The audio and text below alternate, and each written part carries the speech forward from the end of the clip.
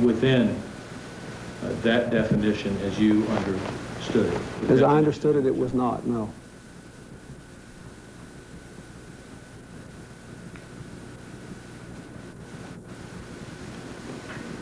The grand jurors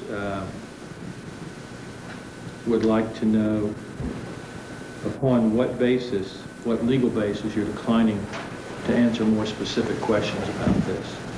I've mentioned to you that obviously you have privileges against self-incrimination. There's no general right not to answer questions. And so one of the questions from the grand jurors is what legal basis are you declining to answer these questions?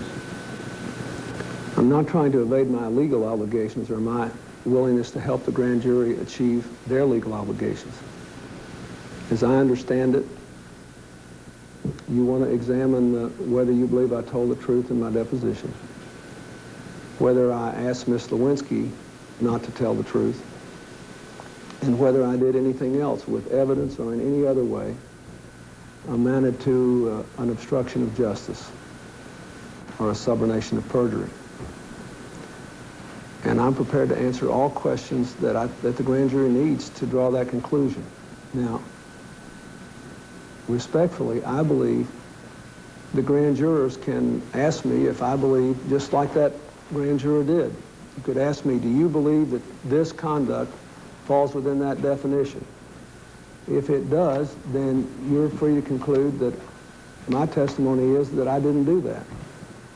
And I believe that you can achieve that without requiring me to say and do things that I don't think are necessary and that I think, frankly, go too far in trying to criminalize my private life. If a person touched another person, if you touched another person on the breast, would that be, in your view, and was it within your view, when you took the deposition, within the definition of sexual relations? If the person being deposed, in this case me, directly touched the breast of another person with the purpose to arouse or gratify, under that definition, that would be included. Only directly, sir, or would it be directly or through clothing? Well, I think the common sense definition would be directly. That's how I would infer what it means. If the person being deposed kissed the breast of another person, would that be in the definition of sexual relations as you understood it when you were under oath in the Jones case? Yes, that would constitute contact. I think that would. If it were direct contact, I believe it would. Maybe I should read it again, just to make sure.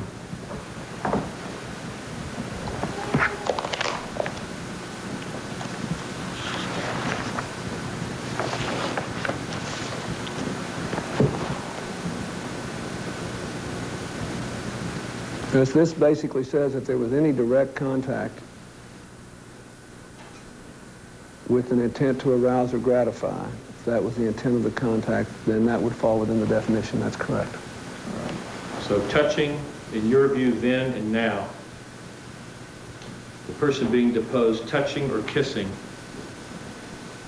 the breast of another person would fall within the definition. That's correct, sir. And you testified that you didn't have sexual relations with Monica Lewinsky in the Jones deposition under that definition, That's correct? That's correct, sir. If the person being deposed touched the genitalia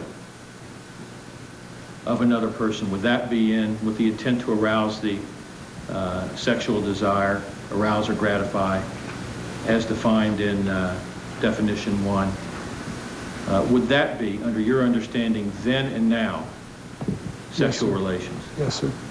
Yes, it would? Yes, it would. If you had a direct contact with any of these places in the body, if you had direct contact with intent to arouse or gratify, that would fall within the definition.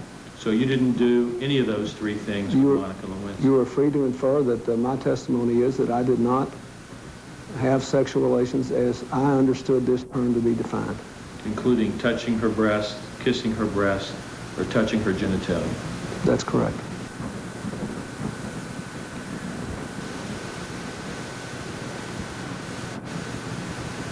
Would you agree with me that the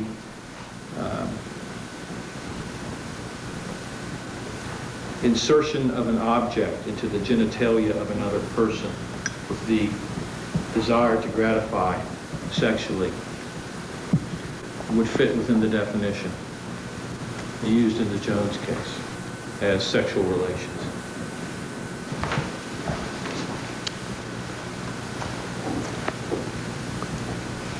There's nothing here about that, is there? I don't know that I ever thought about that one way or the other. The question is, under the definition as you understood it then, under the definition as you understand it now. Pardon me just a minute.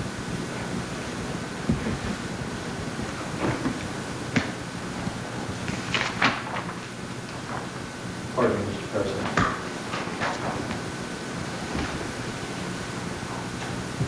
Deposition Exhibit 1, Question 1, under the, in the Jones case, definition of sexual relations. Do you have that before you, Mr. President? Excuse me. I do, sir. I've got it right here. I'm looking at it.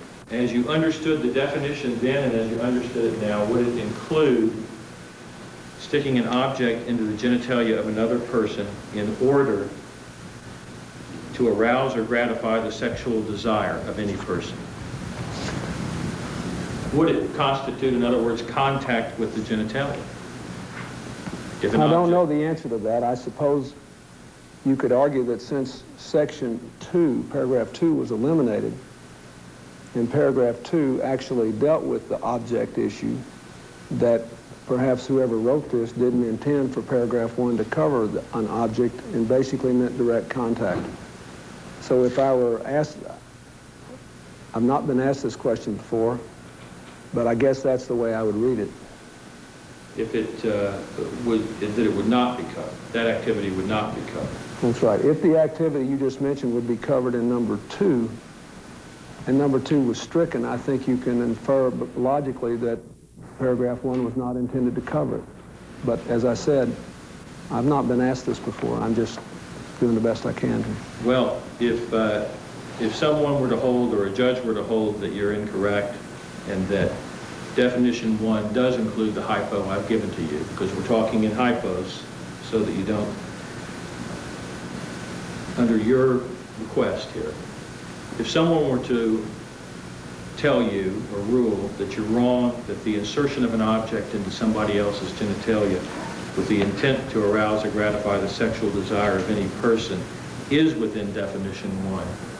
Mr. Whiteberg, excuse me, I have not objected here toward any question you asked. I must tell you, I cannot understand that question. I think it's improper, and if the witness can understand it, he may answer. I'll be happy to rephrase it. If you're wrong and it's within definition 1, did you engage in sexual relations under the definition with Monica Lewinsky?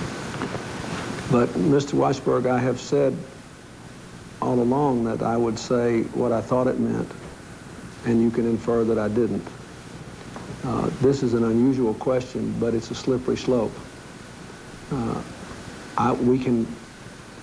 I have tried to deal with some very delicate areas here, and in one case, and I've given you a very forthright answer about what I thought that was not within here.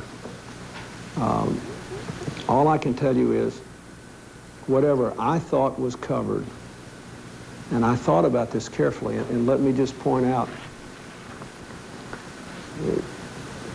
this was uncomfortable for me. I had to acknowledge, because of this definition, that under this definition I had actually had sexual relations once with Jennifer Flowers, a person who had spread all kinds of ridiculous, dishonest, exaggerated stories about me for money. And I knew when I did that it would be leaked. It was, and I was embarrassed. But I did it. So I tried to read this carefully. I can tell you what I thought it covered. And I can tell you that I do not believe I did anything that I thought was covered by this. As I understand your testimony, Mr. President, touching somebody's breast with the intent to arouse, or gratify sexual desire of any person is covered. Kissing the breast is covered. Touching the genitalia is covered, correct? In fairness, the witness said directly in each one of those cases. Directly is covered, correct? I believe it is, yes, sir. Oral sex, in your view, is not covered, correct? If performed on the deponent. Is not covered, correct? That's my reading of this, number one. And you're declining to answer the hypothetical about insertion of an object. I need to inform you, Mr. President, we'll go on, at least for now, but I need to inform you that the grand jury will consider your not answering the questions more directly in their determination of whether or not they're going to issue another subpoena. Let me switch the topic and talk to you about John Podesta and some of the other aides you met with and spoke to after this story became public on January 21st, 1998, the date of the Washington Post story. Do you recall meeting with him around January 23rd, 1998, Friday a.m. in your study, 2 days after the Washington Post story, and extremely explicitly telling him that you didn't engage in any kind of sex in any way, shape, or form with Monica Lewinsky, including oral sex? I meet with John Podesta almost every day. I meet with a number of people. The only thing what happened in a couple of days after what you did was revealed is a blizzard to me. The only thing I recall is that I met with certain people, and a few of them I said I didn't have sex with Monica Lewinsky, or I didn't have an affair with her, or something like that. I had a very careful thing I said, and I tried not to say anything else.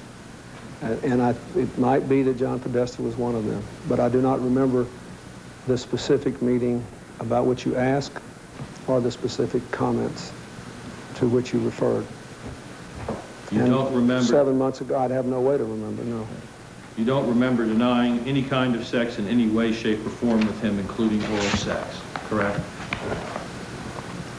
I remember that I issued a number of denials to people that I thought needed to hear them, but I tried to be careful and to be accurate in them. I do not remember what I said to John Podesta.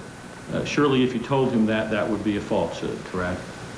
Oh, I didn't say that, sir. I didn't say that at all. That is not covered by the definition, and I did not address it in my statement. Well, let me ask you then. If you told him, perhaps he thought it was covered, I don't know, but if you told him, if you denied to him sex in any way, shape, or form, kind of similar to what Mr. Bennett did at the deposition, including oral sex, wouldn't that have been a falsehood? Now, Mr. Washburn, I told you in response to a grand jury's question, you asked me, did I believe that oral sex performed on the person being deposed was covered by that definition? And I said no. I don't believe it's covered by the definition. I said you are free to conclude that I did not do things that I believe were covered by the definition. And you have asked me a number of questions, and I have acknowledged things that I believe are covered by the definition. Since that was not covered by the definition, I want to fall back on my statement. Look, I'm not trying to be evasive here. I'm trying to protect my privacy, my family's privacy. And I'm trying to stick to what the deposition was about. If the deposition wasn't about this and didn't cover it, then I don't believe that I should be required to go beyond my statement. Mr. President, it's not our intent to embarrass you, but since we have to look, among other things, at obstruction of justice, questions of obstruction of justice and perjury, the answer to some of these delicate and unfortunate questions are absolutely required. And that is the purpose that we have to ask them for. That's not, Mr. Weisberg, with respect, you don't need to know the answer for that if the answer, no matter what the answer is, it wouldn't constitute perjury because it wasn't sexual relations as defined by the judge. The only reason you need to know that is for some other reason. It couldn't have anything to do with perjury. Mr. President, one of the nice things about, one of the normal things about an investigation and a grand jury investigation is that the grand jurors and the prosecutors get to ask the questions unless they're improper and unless there's a legal basis. As I understand from your answers, there's no legal basis for which you to decline to answer these questions. And I'll ask you again to answer the question. I'm unaware of any legal basis for you not to. If you told this, just restate the question, please. the question is, if you told John Podesta 2 days after the story broke, something to this effect, that you didn't have any kind of sex in any way, shape, or form, including oral sex with Ms. Lewinsky, were you telling him the truth? And let me say again with respect, this is an indirect way to try to get me to testify to questions that have no bearing on whether I committed perjury. You apparently agree that it has no bearing on whether I committed perjury. Mr. President, I'm sorry, with respect, I don't agree with that. I'm not going to argue with you about it. I just am going to ask you again, in fact, direct you to answer the question. I'm not going to answer that question because I believe it's a question about conduct that whatever the answer to it is, does not bear on the perjury because oral sex performed on the deponent under this definition is not sexual relations. It is not covered by this definition. The witness is not declining to tell you anything he said to John Podesta. You denied the witness is not declining to tell me anything. Did you deny oral sex in any way, shape, or form to John Podesta? I told you so before, and I will say again. In the aftermath of this story breaking, and what was told about it, the next 2 days, next 3 days, are just a blur to me. I don't remember to whom I talked, when I talked to them, or what I said. So you're not declining to answer, you just don't remember? I honestly don't remember, no. And I'm not saying that anybody who had a contrary memory is wrong. I do not remember. Do you recall denying any sexual relationship with Monica Lewinsky to the following people: Harry Thomason, Erskine Bowles, Harold Ickes, Mr. Podesta, Mr. Blumenthal, Mr. Jordan, Ms. Betty Curry? Do you recall denying any sexual relationship with Monica Lewinsky to those individuals? I recall telling a number of those people that I didn't have, either I didn't have an affair with Monica Lewinsky or didn't have sex with her.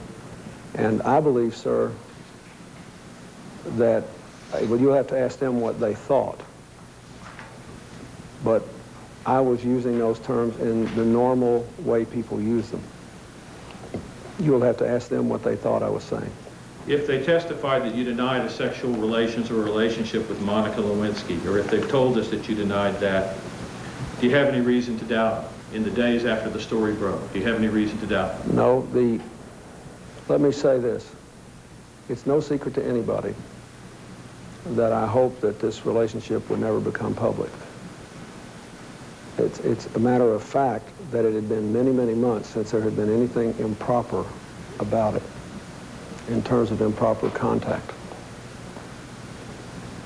Did you deny it or not, Mr. President? Let me finish. So what I did not want to mislead my friends, but I wanted to find language where I could say that. I also, frankly, did not want to turn any of them into witnesses because and sure enough, they all became witnesses. Well, you knew they might be witnesses. And so I said to them things that were true about this relationship that I used in the language I used. I said there's nothing going on between us. That was true. I said I have not had sex with her as I define it. That was true. And did I hope that I would never have to be here on this day giving this testimony? Of course. But I also didn't want to do anything to complicate this matter further. So I said things that were true. They may have been misleading, and if they were, I have to take responsibility for it, and I'm sorry. They may have been misleading, sir, and you knew, though, after January 21st, when the Post article broke and said that Judge Starr was looking into this, you knew that they might be witnesses. You knew that they might be called into a grand jury, didn't you? That's right. I think I was quite careful what I said after that. I may have said something to all these people to that effect, but I also, whenever anybody asked me any details, I said, look, I don't want you to be a witness, or I turn you into a witness, or give you information that could get you in trouble. I just wouldn't talk. I by and large, didn't talk to people about this. If all of these people, let's leave out Mrs. Curry for a minute, Vernon Jordan, Sid Blumenthal, John Podesta, Harold Ickes, Erskine Bowles, Harry Thomason, after the story broke, after Judge Starr's involvement was known on January 21st, have said that you denied a sexual relationship with them. Are you denying that? No. And you've I'm told just us telling that you what I meant by it. I told you what I meant by it when they started this deposition. You told us now that you were being careful, but then it might have been misleading. Is that correct? It might have been, since we have seen this 4-year, $40 million investigation come down to parsing the definition of sex. I think it might have been. I don't think at the time that I thought that's what this was going to be about. In fact, if you remember the headlines at the time, even you mentioned that Post story, all the headlines were, and all the talking people who talked about this, including a lot who have been quite sympathetic to your operation, said, well, this is not really a story about sex. This is a story about sublimation of perjury and these talking points and all this other stuff.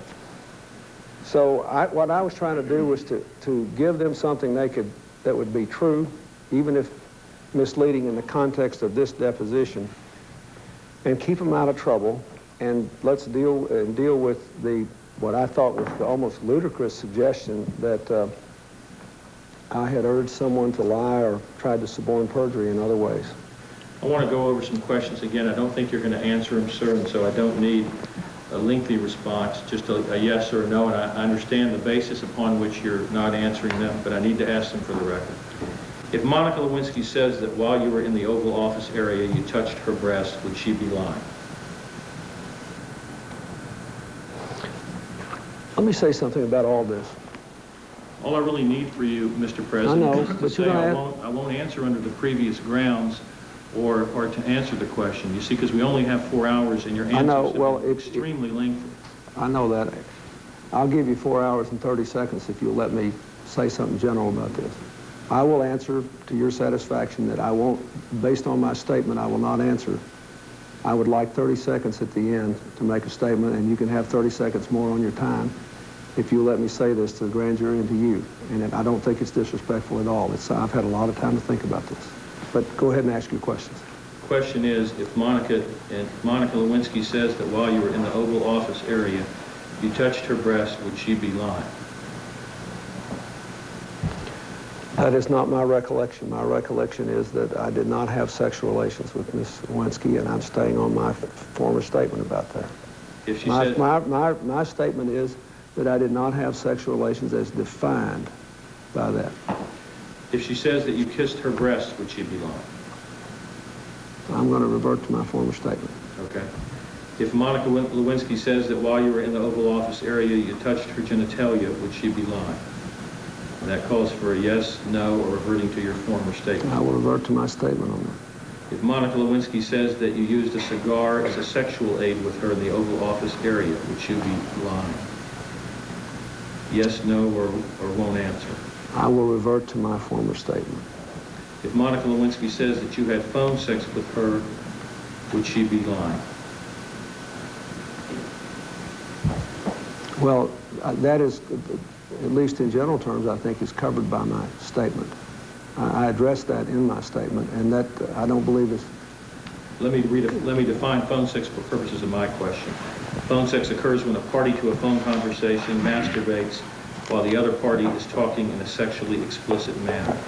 And the question is, if Monica Lewinsky says that you had phone sex with her, would she be lying? I think that is covered by my statement.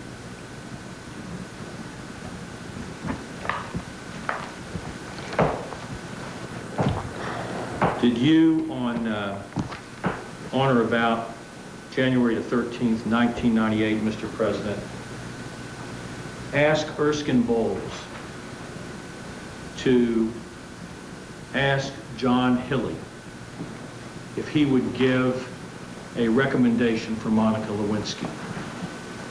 In 1998, Yes, on or about January 13th, 1998, did you ask Erskine Bowles, your chief of staff, if he would ask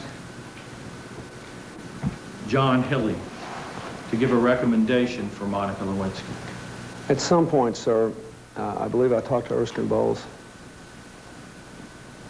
about whether Monica Lewinsky could get a recommendation that was not negative from the Legislative Affairs Office.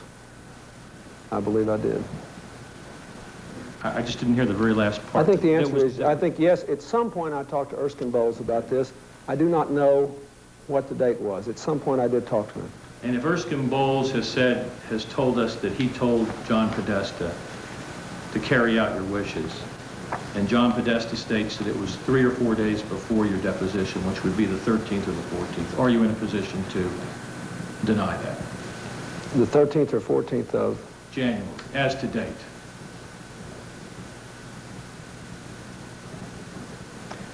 I don't know. I don't know when the date was. Okay. I'm not in a position to deny it. I won't deny it. I'm sure that they're both truthful men. I don't know when the date was. You recall asking Erskine Bowles to I do- recall talking to Erskine Bowles about that, and my recollection is, sir, that Miss Lewinsky was moving to New York, wanted to get a job in the private sector, was confident she would get a good recommendation from the Defense Department, and was concerned that because she'd been moved from the Legislative Affairs Office, transferred to the Defense Department, that her ability to get a job might be undermined by a bad recommendation from the Legislative Affairs Office. So I asked Erskine if we could get her a recommendation that just was at least neutral, so that if she had a good recommendation from the Defense Department, it wouldn't prevent her from getting a job in the private sector. If Mr. Bowles has told us that, in fact, you told him that she already had a job and had already listed Mr. Hilly as a reference and wanted him to be available as a recommendation, would you be is that inconsistent with your memory? A little bit, but I think my memory is that when you get a job like that, you have to give them a resume which says where you worked and who your supervisor was. And I think that that's my recollection. My recollection is that slightly different from that. And who was it that asked you to do that on Monica Lewinsky's behalf? I think she did. You know, she tried for months and months to get a job back in the White House, not so much in the West Wing, but somewhere in the White House complex, including the old Executive Office building. And she talked to Marcia Scott, among others. She very much wanted to come back. And she interviewed for some jobs, but never got one. She was, from time to time, upset about it.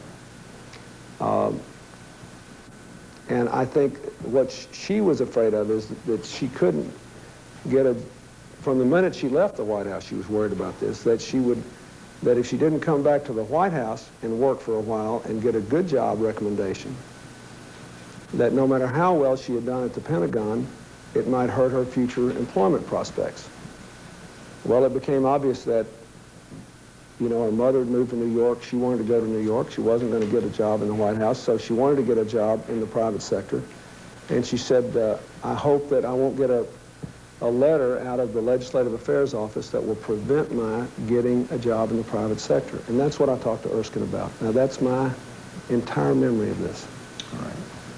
I want to go back briefly to the December 28th conversation with Ms. Lewinsky. I believe you testified to the effect that she asked you, what if they asked me about gifts she gave me?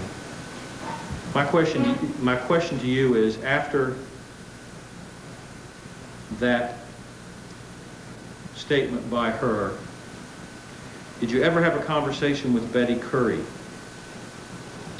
about gifts or picking something up from Monica Lewinsky? I don't believe I did, sir, no. You never told her anything to this effect, that Monica has something to give you? That is to say, Betty Curry. No, sir, I didn't. I don't have any memory of that whatever.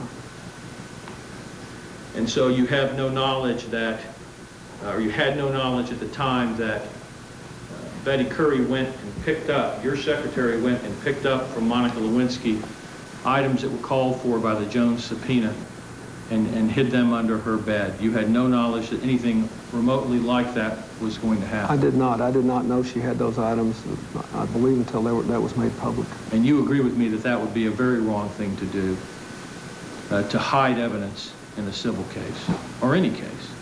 Isn't that true? Yes, I don't know that that Ms. Curry knew that that's what she had at all, but I'm not saying she did. I'm just saying. I had, it is, if Monica Lewinsky did that after they had been subpoenaed and she knew what she was doing, she should not have done that. And if Indeed, I myself told her, if they ask you for gifts, you have to give them what you have. And I don't understand if, in fact, she was worried about this, why she was so worried about it. It was no big deal. I want to talk about a December 17th phone conversation you had with Monica Lewinsky at approximately 2 a.m. Do you recall making that conversation and telling her initially about the death of Betty's brother, but then telling her that she was on the witness list and that it broke your heart that she was on the witness list?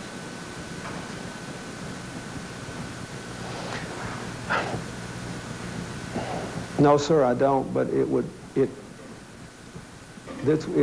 is quite possible that that happened, because if you remember, earlier in this meeting, you asked me some questions about what I'd said to Monica about testimony and affidavits, and I was struggling to try to remember whether this happened in a meeting or a phone call. Now, I remember I called her to tell her Betty's brother had died. I remember that. And I know it was in the middle of December, and I believe it was before Monica had been subpoenaed. So I think it is quite possible that if I called her at that time and I'd not talked to her since the 6th, and you asked me this earlier, I believe when I saw her on the 6th, I don't think I knew she was on the witness list then it's quite possible I would say something like that. I don't have any memory of it, but I certainly wouldn't dispute that I might have said that. And in that conversation, or in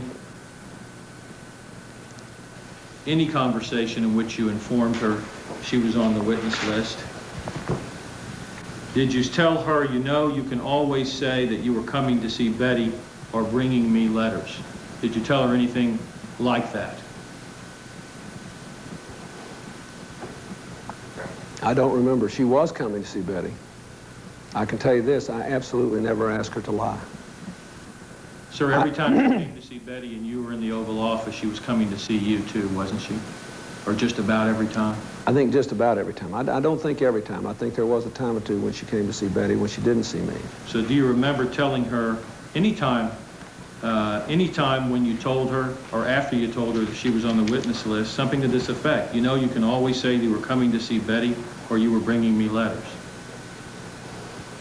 I don't remember exactly what I told her that night. I don't remember that. I remember talking about the nature of our relationship, how she got in, but I also will tell you that I felt quite comfortable that she could have executed a truthful affidavit which would not have disclosed the embarrassing details of a relationship that we had had, which had been over for many, many months by the time this incident occurred. Did you tell her any time in December something to that effect? You know, you can always say that you were coming to see Betty or you were bringing me letters. Did you say that or anything like it in December 97 or January 98 to Monica Lewinsky? Well, that's a very broad question. I do not recall saying anything like that in connection with her testimony. I can tell you what I do remember saying, if you want to know, but I don't. We might have talked about what to say in a non-legal context at some time in the past, but I have no specific memory of that conversation. I do remember what I said to her about possible testimony. you would agree with me if you did say something like that to her, to urge her to say that to the Jones people, that would be part of an effort to mislead the Jones people, no matter how evil they are and corrupt. I didn't say they were evil. I said what they were doing here was wrong, and it was. Wouldn't that be misleading? Well, again, you're trying to get me to characterize something that I don't know if I said or not, without knowing whether whether the context is complete or not. So I would have to know what was the context, what were all the surrounding facts. I can tell you this: I never asked Ms. Lewinsky to lie. The first time she raised with me the possibility that she might be a witness, or I told her, you suggested a possibility in this December 17th time frame, I told her she had to get a lawyer. And I never asked her to lie. Did you ever say anything like that? You can always say that you were coming to see Betty or bringing me letters. Was that part of any kind of anything you said to her or a cover story before you had any idea she was going to be part of Paula Jones? I might well have said that. Okay. Because I certainly didn't want this to come out if I could help it. And I was concerned about that. I was embarrassed about it. I knew it was wrong. And you know, of course I didn't want it to come out. But you're saying that you didn't say anything. I want to make sure I understand. Did you say anything like that once you knew or thought she might be a witness in the Jones case? Did you repeat that statement or something like it to her? Well, again, I don't recall. And I don't recall whether I might have done something like that. For example, if somebody says, what if the reporters asked me, or this, that, or the other thing? I can tell you this. When, in the context of whether she could be a witness, I have a recollection that she asked me, well, what do I do if I get called as a witness? And I said, you have to get a lawyer. And that's all I said, and I never asked her to lie. Did you tell her to tell the truth? Well, I think the implication was she would tell the truth. I've already told you that I felt strongly that she could execute an affidavit that would be factually truthful, that might get her out of having to testify. Now, it obviously wouldn't if the Jones people knew this, because they knew that if they could get this and leak it, it would serve their larger purposes, even if the judge ruled that she couldn't be a witness in the case. The judge later ruled she wouldn't be a witness in the case. The judge later ruled the case had no merit. So I knew that, and did I hope she'd be able to get out testifying on an affidavit? Absolutely. Did I want her to execute a false affidavit? No, I did not. If Monica Lewinsky has stated that her affidavit that she didn't have sexual relationship with you is in fact a lie, I take it you disagree with that? No, I told you before what I thought the issue was there. I think the issue is, how do you define sexual relationship? And there was no definition imposed on her at the time she executed the affidavit. Therefore, she was free to give it any reasonable meaning. And if she says she was lying, and under your common sense ordinary meeting that you talked about earlier, Mr. President, that most Americans would have, if she says sexual relationship, saying I didn't have one was a lie because I had oral sex with the president, I take it you would disagree with that? Now, we're back to where we started, and I have to invoke my statement. But let me just say one thing. I've read a lot, and obviously I don't know whether any of it's accurate, about what she said and what purports to be on these tapes. And this thing, and I've searched my own memory, this reminds me to some extent of the hearings when Clarence Thomas and Anita Hill were both testifying under oath. Now, in some rational way, they could not have both been telling the truth, since they had directly different accounts of a shared set of facts.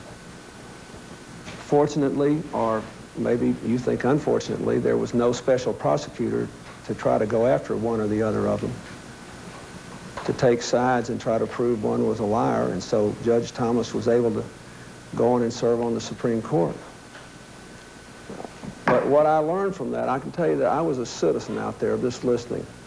And when I heard both of them testify, what I believed after it was over, I believed that they both thought they were telling the truth.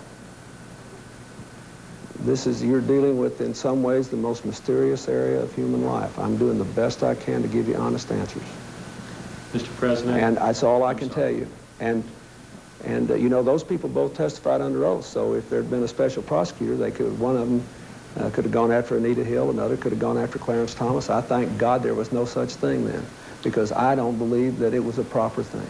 And I think they both thought they were telling the truth. So maybe Miss Lewinsky believes she's telling the truth, and I'm glad she got her mother and herself out of trouble. I'm glad you gave her that sweeping immunity. I'm glad for the whole thing.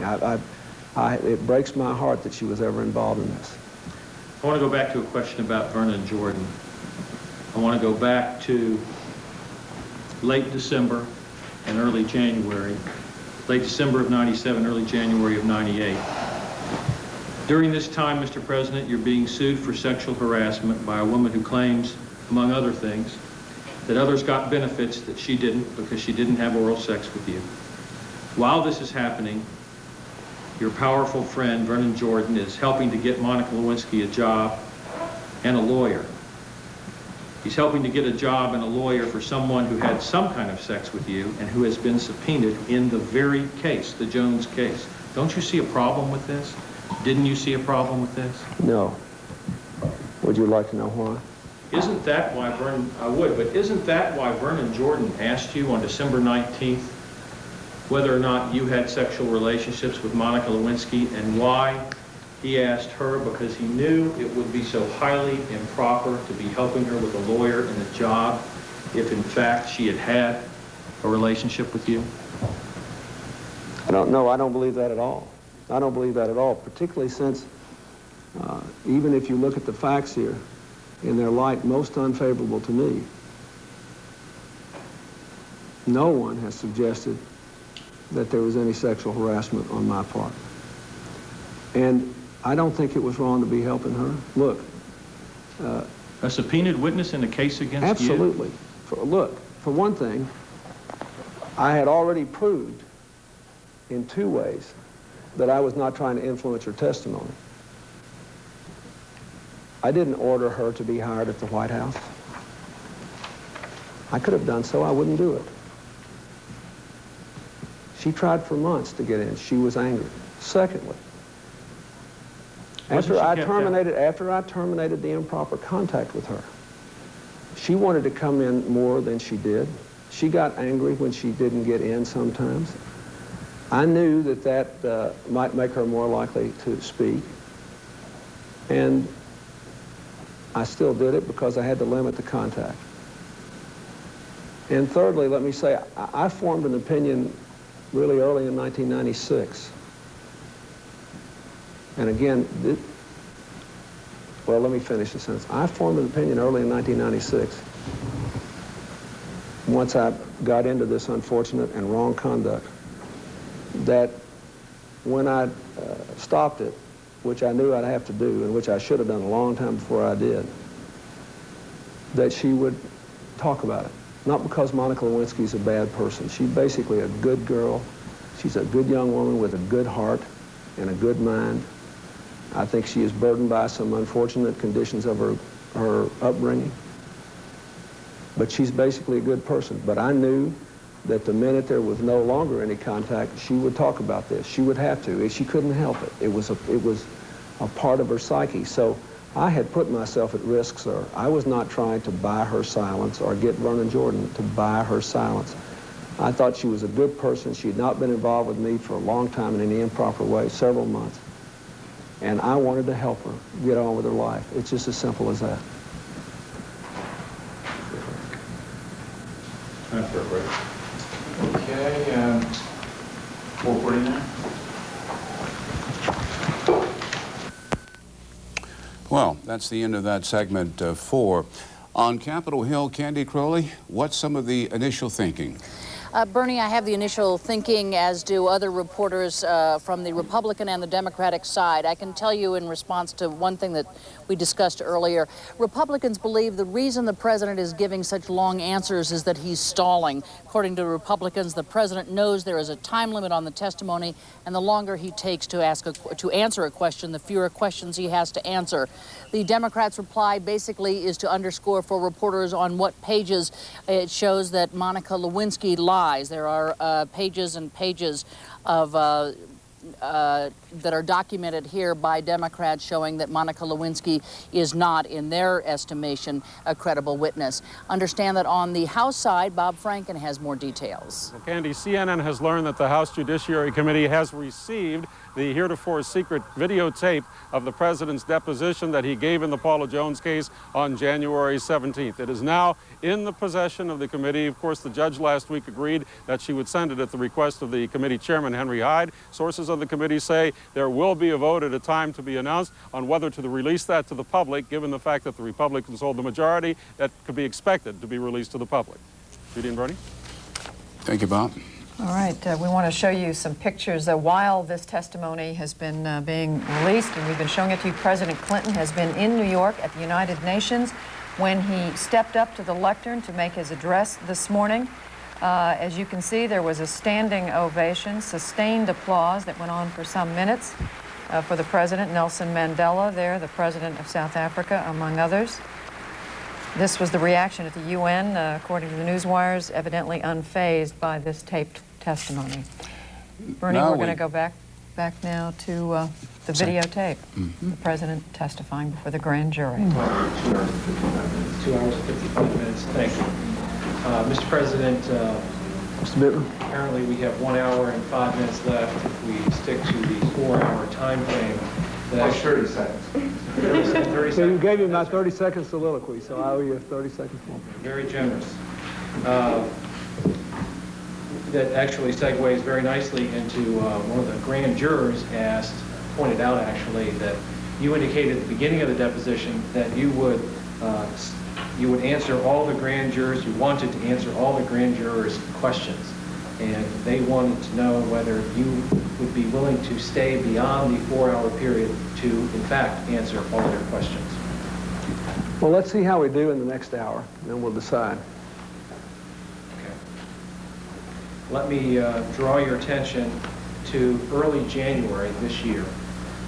After Christmas, before your deposition, do you remember talking to Betty Curry about Monica, who had just called her and said that Monica, needed to talk to you before she signed something?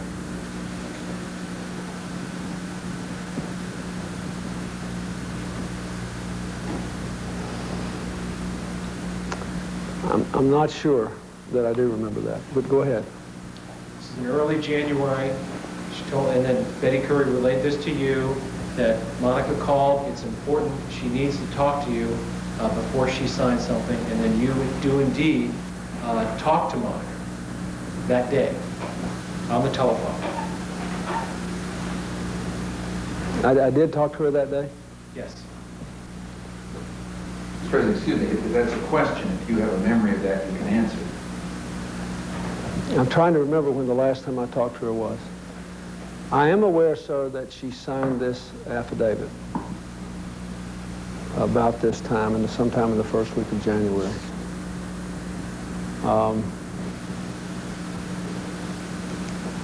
I may have talked to her before she did it. I don't know. I talked to her a number of times between the time Betty's brother died, Christmas, then I saw her on December 28th. I may have talked to her, but I don't remember the specific conversation.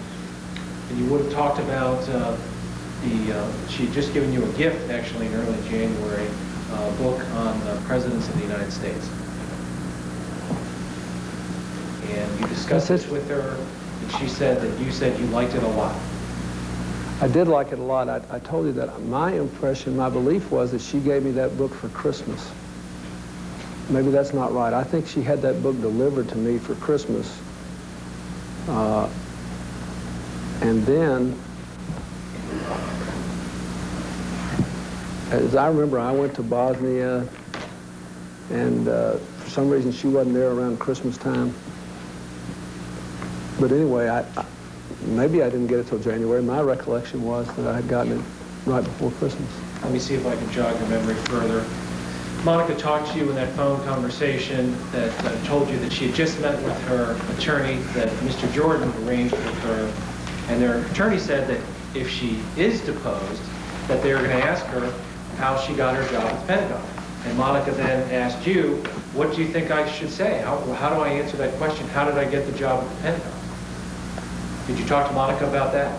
About possibilities? I don't believe, no, I don't remember her asking me that, but if she had asked me that, I would have told her to tell the truth. And I didn't, you know, I don't know exactly how she got her job at the Pentagon. I know Evelyn Lieberman wanted to transfer out of the job she had, and somebody must have arranged that, but I didn't arrange it. That's actually not my question. My question is whether you remember talking to Monica about her being concerned that I may have to answer some questions about how and why I was transferred from the Pentagon out of the White House. Fearing that this would... No, I don't remember that at all. Or answers that would reveal your relationship. Oh, no, sir, I don't remember that. Maybe she did, but I only remember, well, I don't remember that. That's all I can tell you. I don't remember that. Are you saying, Mr. President, that you did not then say to Ms. Lewinsky that you could always say that people in legislative affairs got you the job or helped you get it? I have no recollection of that whatever. Are you saying you didn't say it? No, sir, I'm telling you, I want to say I don't recall, I don't have any memory of this as I sit here today. And I can tell you this, I never asked her to lie. I never did, and I don't have any recollection of the specific thing you're saying to me. Now, if I could back up,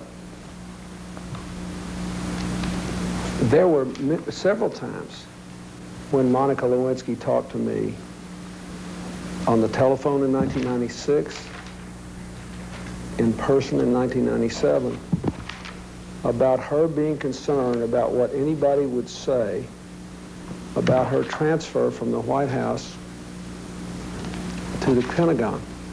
But I remember no conversation in which she was concerned about it for the reasons you just mentioned. And all my memory is she was worried about it because she thought it would keep her from getting a good job down the road.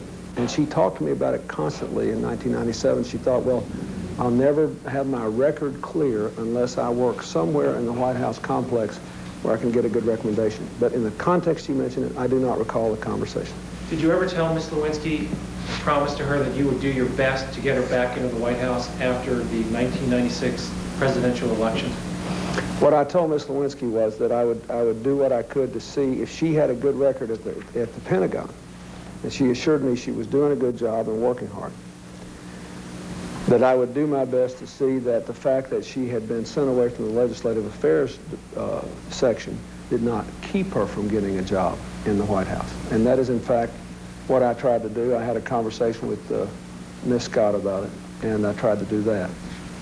But I did not tell her I would order someone to hire her, and I never did. And I wouldn't do that. It wouldn't be right. When you received the book, this gift from Monica, President of the United States, this book that you liked and you talked to Monica about, did it come with a note? Do you remember the note that it came with, Mr. President? No, sir, I don't. Do you remember that in the note she wrote that she expressed how much she missed you and how much she cared for you, and you and she later talked about this in this telephone conversation, and you said, and she apologized for putting such emotional, romantic things in this note, and you said, yeah, you shouldn't have written some of those things. You shouldn't put those things down on paper. Did you ever say anything like that to Ms. Lewinsky? Oh, I believe I did say something like that to Ms. Lewinsky. I don't remember doing something as late as you suggest. I'm not saying I didn't. I have no recollection of that. Keep in mind now, it had been quite a long time since I'd had any improper contact with her. And she was, in a funny way, almost more attached to me than she had been before. In '96, she had a long relationship, she said, with a man whom she liked a lot. And I didn't know what else was going on in her private life in '97. but she talked to me occasionally about people she was going out with. But normally, her language at this point was, if affectionate, was not improperly affectionate, I would say. So, but it could have happened. I wouldn't say it didn't. I just don't remember it at this late date. Let me refer back to one of the subjects we talked about in one of the earlier breaks, right before one of the earlier breaks, and that is your meeting with Mrs. Curry on January 18th. This is the Sunday after your deposition in the Paula Jones case. Yeah. You said that you spoke to her in an attempt to refresh your own recollection about the events involving Ms. Lewinsky. Is that right? Yes. How did you making the statement, "I was never alone with her," right, refresh your recollection? Well, first of all, let's remember the context here. I did not at that time know of your involvement in this case. I just knew that obviously someone had given them a lot of information, some of which struck me as accurate, some of which struck me as dead wrong. But it led them to ask me a whole series of questions about Monica Lewinsky. Then on Sunday morning, this Drudge report came out, which used Betty's name, and I thought that we were going to be dead used by press comments. And I was trying to refresh my memory about what the facts were. So when I said we were never alone, right, I think I also asked her a number of other questions because there were several times, as I'm sure she would acknowledge, when I either asked her to be around. I remember once in particular when I was talking with Miss Lewinsky, when I asked Betty to be actually in the next room, in the dining room, and as I testified earlier, once in her own office. But I meant that she was always in the Oval Office complex, in that complex while Monica was there. And I believe that this was part of a series of questions I asked her to try to quickly refresh my memory. So I wasn't trying to get her to say something that wasn't so, and in fact, I think she would recall that I told her to just relax, go in the grand jury, and tell the truth when she'd been called as a witness. So when you said to Mrs. Curry that I was never alone with her, right, you just meant that you and Ms. Lewinsky would be somewhere, perhaps in the Oval Office here, many times in your back study, is that correct? That's right. We were in the back study. And then, keep in mind, sir, I just want to make, I was talking about 1997. I was never, ever trying to get Betty Curry to claim that on the occasions when Monica Lewinsky was there, when she wasn't anywhere around, that she wasn't. I would never have done that to her, and I don't think she thought about that. I don't think she thought I was referring to that. did you put a date restriction? Did you make it clear to Mrs. Curry that you were only asking her whether you were never alone with her after 1997? Well, I don't recall whether I did or not, but I assumed, if I didn't, I assumed she knew what I was talking about because it was the point at which Miss Lewinsky was out of the White House and had to have someone wave her in order to get in the White House. And I do not believe to this day that I was, in 1997, that she was ever there and that I ever saw her unless Betty Curry was there. I don't believe she was. Do you agree with me that the statement, I was never alone with her, is incorrect? You were alone with Monica Lewinsky, weren't you? Well, it depends on how you define alone. Yes, we were alone from time to time, even during 1997, even when there was absolutely no improper contact occurring. Yes, that is accurate. But there were also a lot of times when, even though no one could see us, the doors were open to the halls on both ends of the hall. People could hear. The Navy stewards could come in and out at will. If they were around, other things could be happening. So there were a lot of times when we were alone, but I never really thought we were. And sometimes but as far as I know, what I was trying to determine, if I might, is that Betty was always around. And I believe she was always around, where I could basically call her or get her if I needed her. When you said to Mrs. Curry, you could see and hear everything, that wasn't true either, was it? As far as you knew? You've already My memory specified of Betty was that- not there. My memory of that was that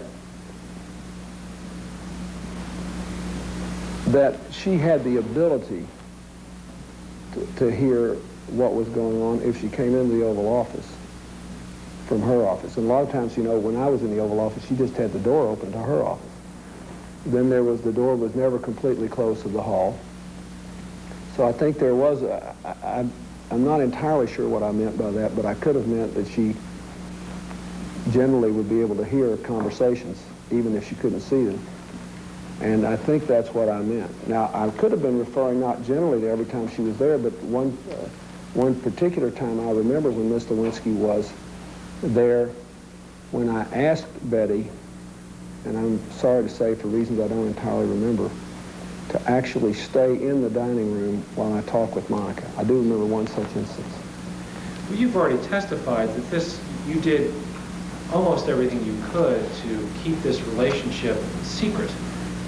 So would it be fair to say that even from Mrs. Curry, she didn't know about the nature, that is, your intimate, physically intimate relationship with Ms. Lewinsky, did she?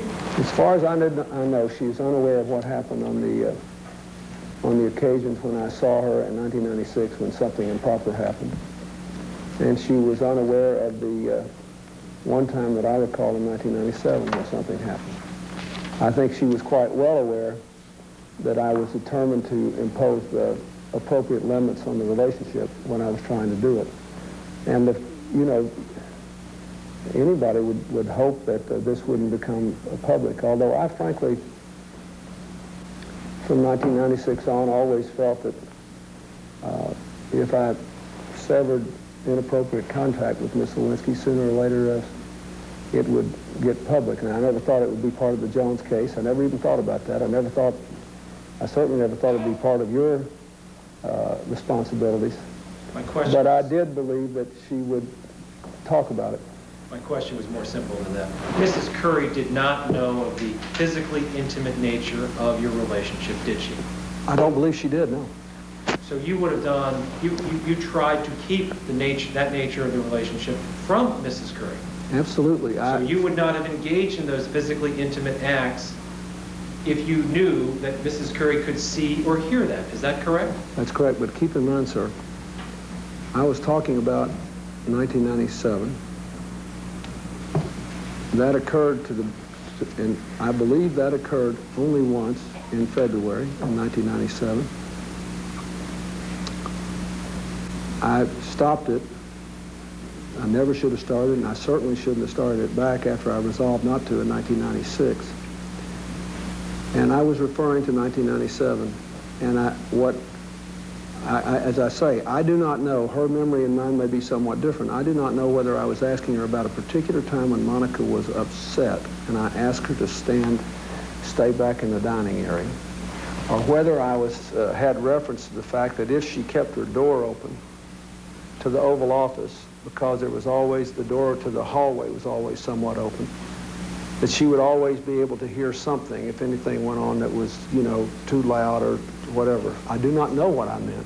I'm just trying to reconcile the two statements as best I can without being sure. There was at least one event where Mrs. Curry was definitely not even in the Oval Office area. Isn't that right? And I think you began to testify about that before. That was at the radio address. I'm not sure of that, but in that case, there was certainly someone else there. I don't know. I would be testing Mrs. Curry's memory about whether someone else was there. Well, I can say this. If I'm in the Oval Office, my belief is that there was someone else there, somewhere in the Oval Office complex. I've looked at the film. This night has become legendary now. You know, I've looked at the film we have. I've looked at my schedules. I've seen the people with the radio address. I do believe that I was alone with her from 15 to 20 minutes. I do believe that things happened then which were inappropriate. I don't remember whether Betty was there or not, but I can't imagine that since all this happened more or less continuously, in that time period, there must have been someone who was working around the radio address who stayed around somewhere. That would be my guess. I don't know. I'm sorry I don't have records about who it would be, but I doubt very seriously if we were all alone in that Oval Office complex then. Mr. President, if there is a semen stain belonging to you on a dress of Ms. Lewinsky's, how would you explain that? Well, Mr. Bittman, I don't, first of all, when you asked me for a blood test, I gave you one promptly. You came over here and got it. And we met that night, talked. So that's a question you already know the answer to, not if, but you know whether. And the main thing I can tell you is that doesn't affect the opening statement I made. The opening statement I made is that I had inappropriate, intimate contact. I take full responsibility for it. It wasn't her fault, it was mine. I do not believe that I violated the definition of sexual relations I was given by directly touching those parts of her body with the intent to arouse or gratify. And that's all I have to say. I think for the rest, you know what the evidence is, and it doesn't affect that statement. Is it possible or impossible that your semen is on a dress belonging to Ms. Lewinsky? I have nothing to add to my statement about it, sir. You know what the facts are. There's no point in a hypothetical. Don't you know what the facts are also, Mr. President? I have nothing to add to my statement, sir. Getting back to the conversation you had with Mrs. Curry on January 18th, you told her, if she testified that you told her, Monica came on to me and I never touched her. You did, in fact, of course, touch Ms. Lewinsky, isn't that right? In a physically intimate way? Now, I've testified about that. And that's one of those questions that I believe is answered by the statement that I made. What was your purpose in making these statements to Mrs. Curry if they weren't for the purpose to try to suggest to her what she should say if ever asked? Now, Mr. Bittman, I told you, the only thing I remember is when all this stuff blew up, I was trying to figure out what the facts were. I was trying to remember. I was trying to remember every time I had seen Miss Lewinsky. Once this thing was in Drudge and there was this argument about what it was or was not going to be in Newsweek, that was a clear signal to me, because Newsweek, frankly, had become almost a sponsoring media outlet for the Paula Jones case, and had a journalist who had been trying so far fruitlessly to find me in some sort of wrongdoing. And so I knew this was all going to come out. I did not know at the time, I will say again, I did not know that any of you were involved. I did not know that the Office of Independent Counsel was involved. And I was trying to get the facts and trying to think of the best defense we could construct in the face of what I thought was going to be a media onslaught. Once you became involved, I told Betty Curry not to worry, that she had been through a terrible time. She'd lost her brother, she'd lost her sister, her mother was in the hospital. I said, Betty, just don't worry about me, just relax, go in there and tell the truth, you'll be fine. Now, that's all there was in this context. Did the conversations that you had with Mrs. Curry, this conversation, did it refresh your recollection as to the events involving Ms. Lewinsky? Well, as I remember, I do believe, in fairness, that she may have felt some ambivalence about how to react, because there were some times when she seemed to say yes when I'm not sure she meant yes. There was a time, it seems like there was one or two things where she said, well, remember this, that, or the other thing, which did reflect my recollection. So I would say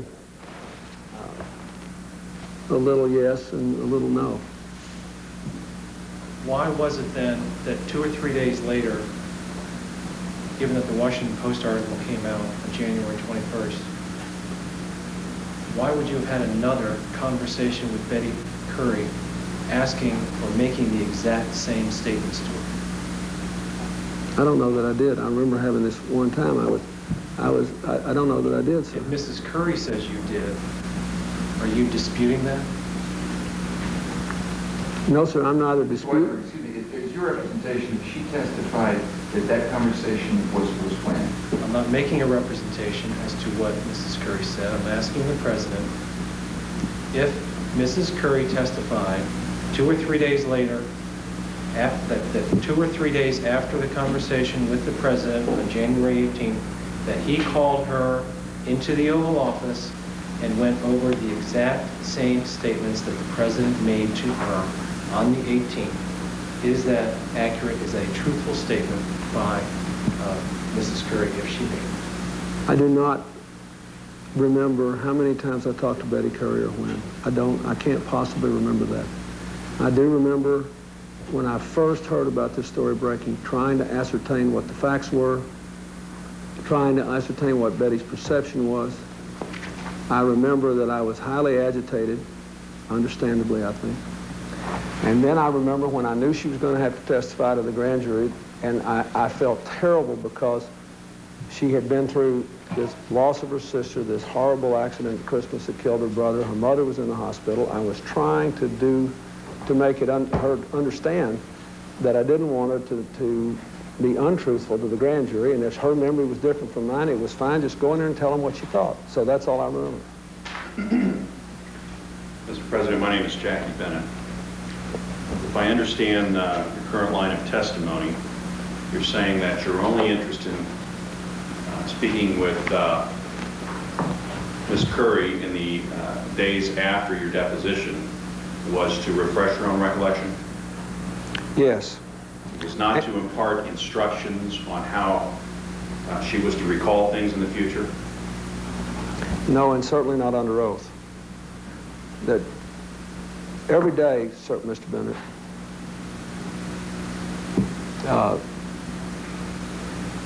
in the White House and in every other political organization, when you're subject to a barrage of press questions of any kind, you always try to make the best case you can consistent with the facts, that is, while being truthful.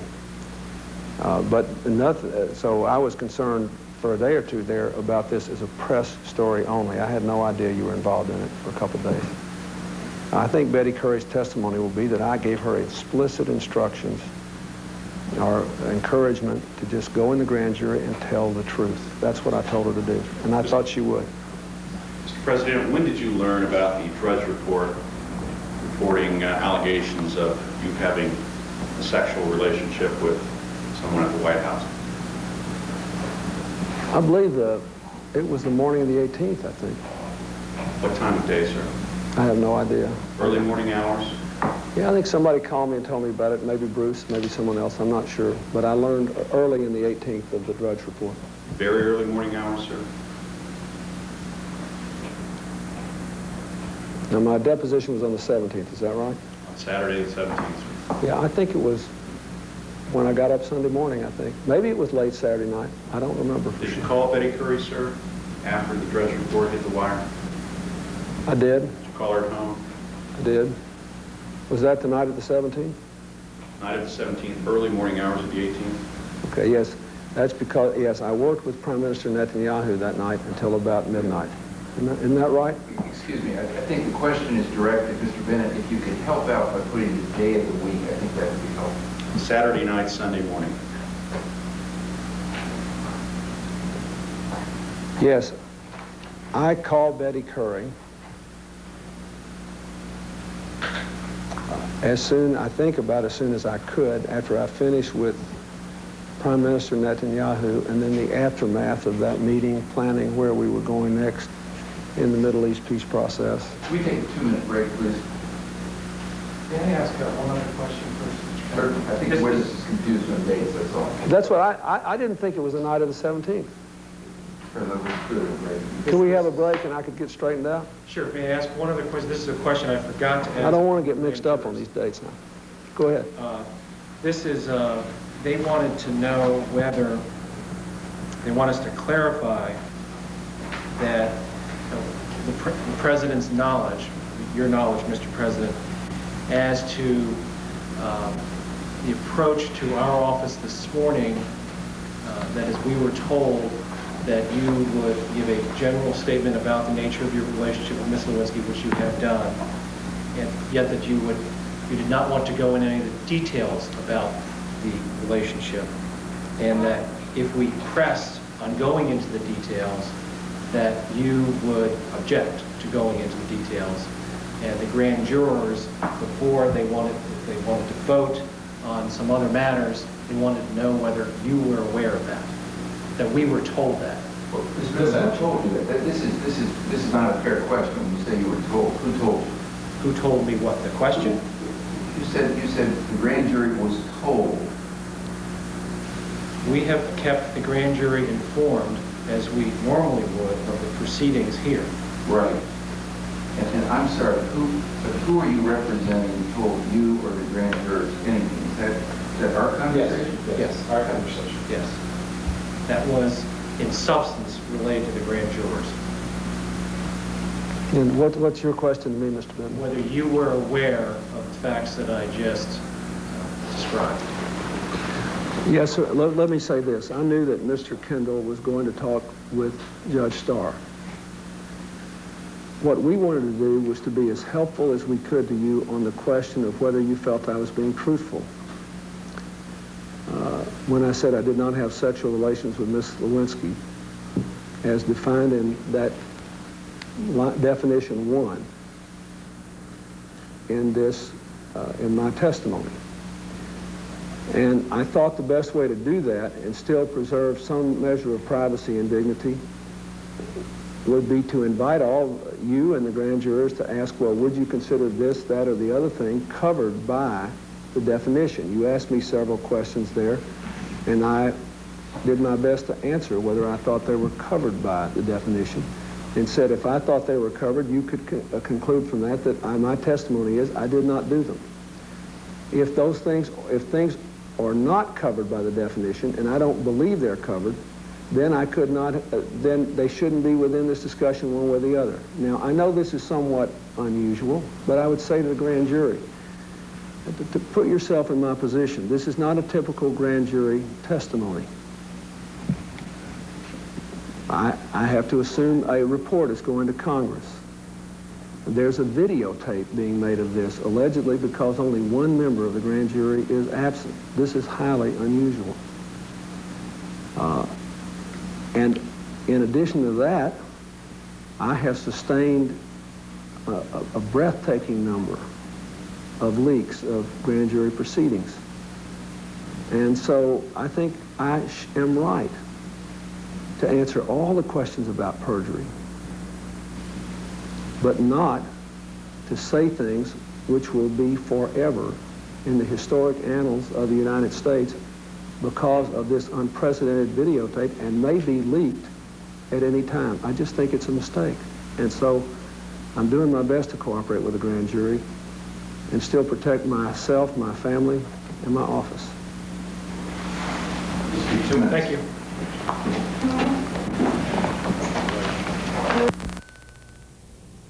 All right, that's the end of the 5th segment of the President's testimony before the grand jury. We have left 2 more segments, a total of about 35 minutes left, Bernie. Let's go right to our legal analysts, Greta Van Susteren and Roger Cossack.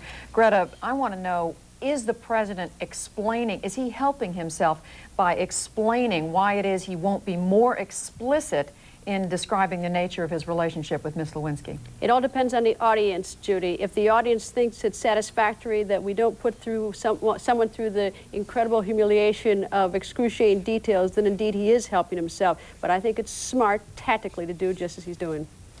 Roger, same question. Well, I suppose this is beauty is in the eye of the beholder. If you think that this isn't a bunch of a problem, there's really nothing new here that hasn't been leaked. This is the President saying the same thing. I didn't have sexual relations, sticking to that definition that he said was not sexual relations. There's really nothing new. Well, there's a lot new at the United Nations, where the President addressed the world body today, and this, the opening session of the General Assembly.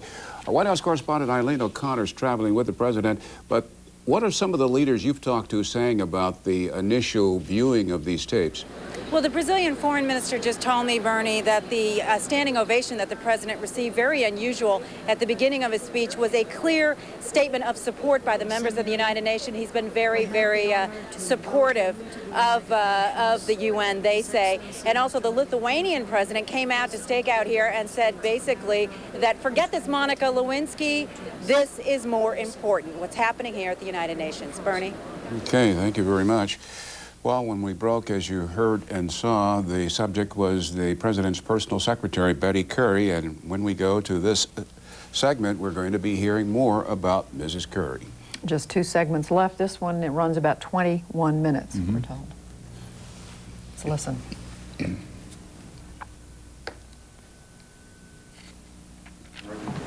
Yeah. Mr. President, before we broke, we were talking about the sequencing of your conversations with Betty Currie following your deposition on Saturday, January 17th. You recall that? I do. All right. And you recall contacting Betty Currie, calling her and instructing her on the evening of Saturday night after your deposition and telling her to come in the next day. Yes, sir, I do. Sunday was normally her day off, isn't that so? Yes, it was. And so you were making special arrangements for her to come back into the White House, isn't that so?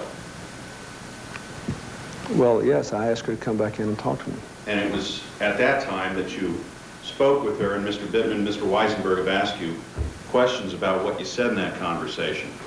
Isn't that so? Yes, they have. I don't know whether that's the time, but I did talk to her as soon as I realized that the deposition had become more about Monica Lewinsky than Paula Jones. I asked her, you know, if she knew anything about this. I said, you know, it's obvious that this is going to be a matter of press speculation.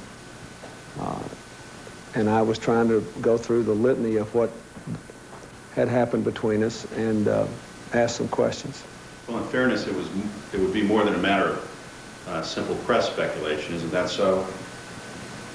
Mr. President, there was a question about whether you had testified fully, completely, and honestly on the preceding day in your deposition. Well, actually, Mr. Bennett, I didn't think about that then.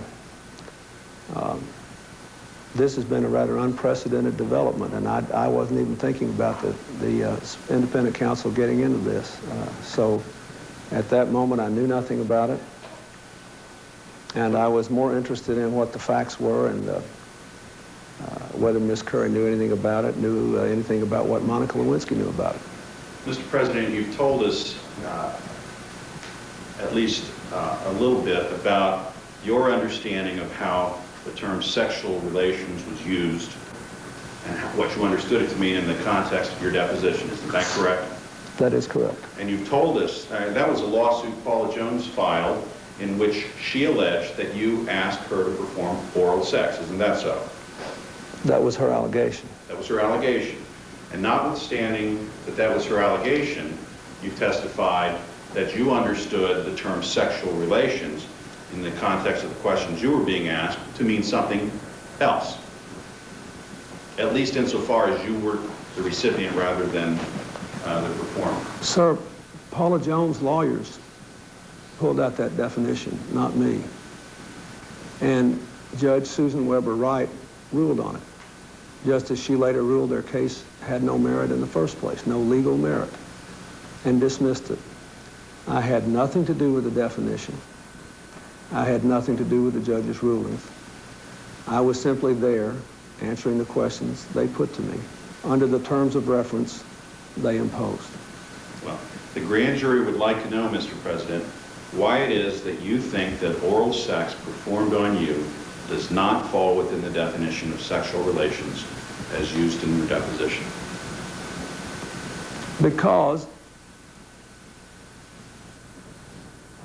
that is, if the deponent is the person who has oral sex performed on him, then the contact is with, not with anything on that list, but with the lips of another person.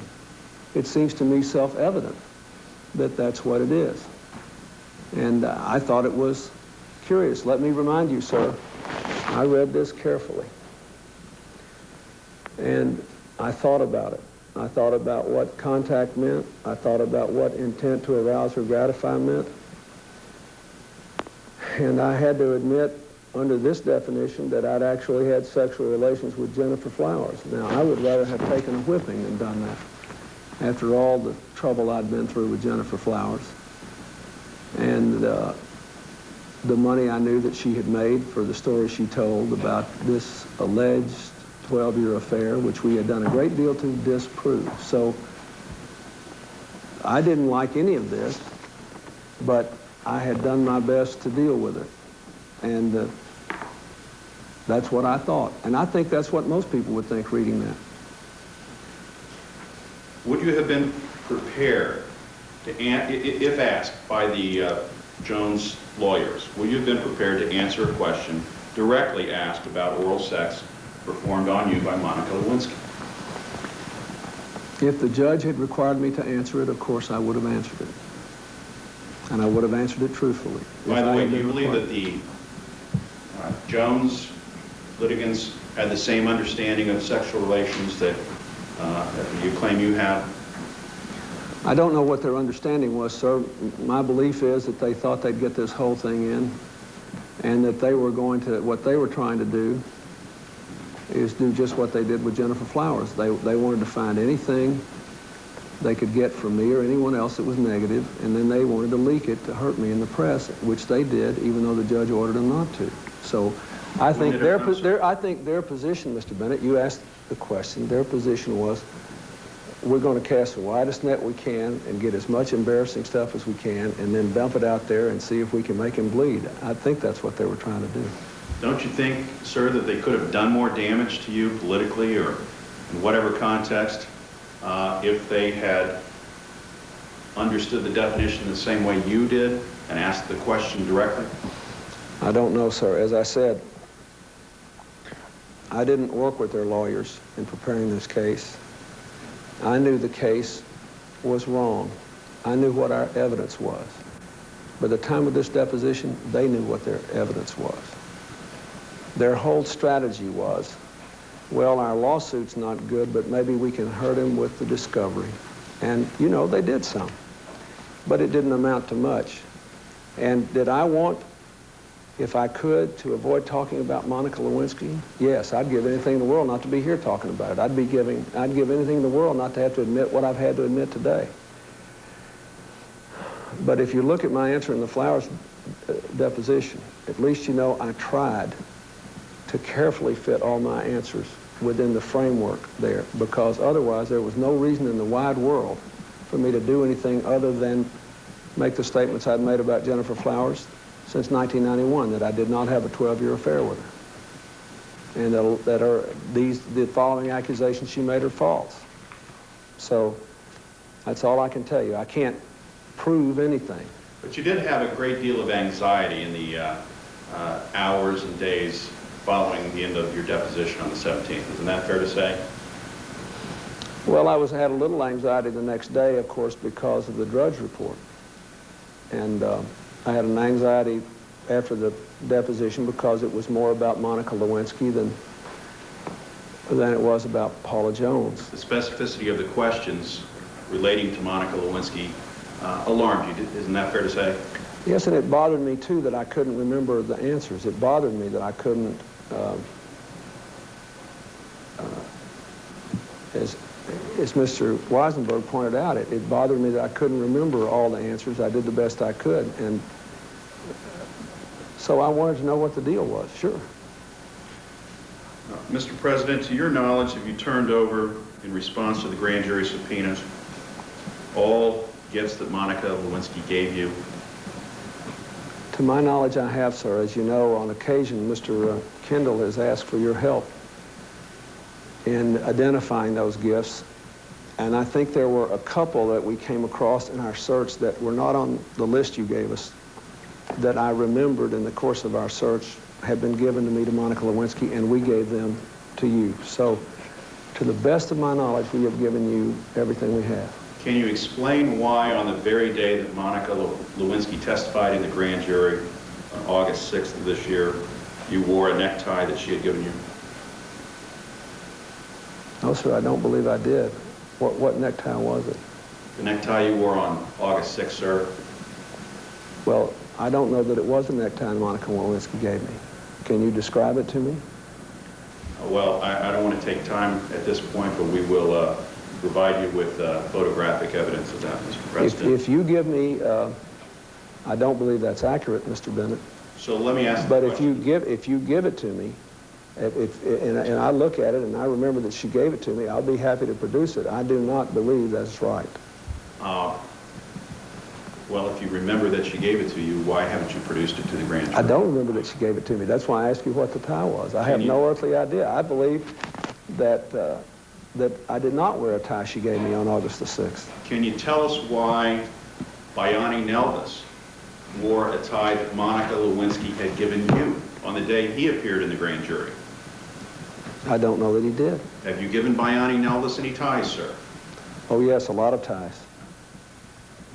And so if he wore the tie that you gave him, that Monica Lewinsky had given you, that would not have been by design. Is that what you're telling us? Oh, absolutely not.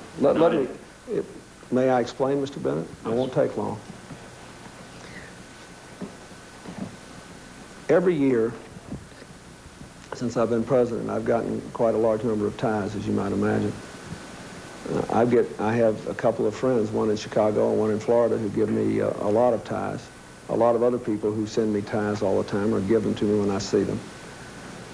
So I always have the growing number of ties in my closet. What I normally do is someone gives me a tie as a gift, is I wear it a time or two, I may use it, but at the end of every year,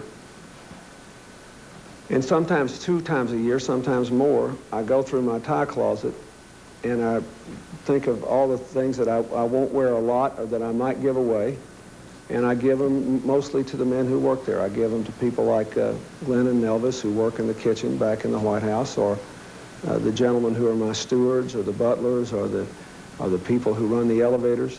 And I give a lot of ties away a year. I bet excluding Christmas, I bet I give 30, 40, maybe more ties away a year. And then, of course, at Christmas a lot. So there would be nothing unusual if, in fact, Nelvis had a tie that originally had come into my tie closet from Monica Lewinsky. It wouldn't be unusual. It wouldn't be by design. And there are several other people of whom that is also true. Mr. President, I'd like to move to a different area right now. I'd like to ask you some questions about Kathleen Willey. You met Kathleen Willey during your 1992 campaign, isn't that so?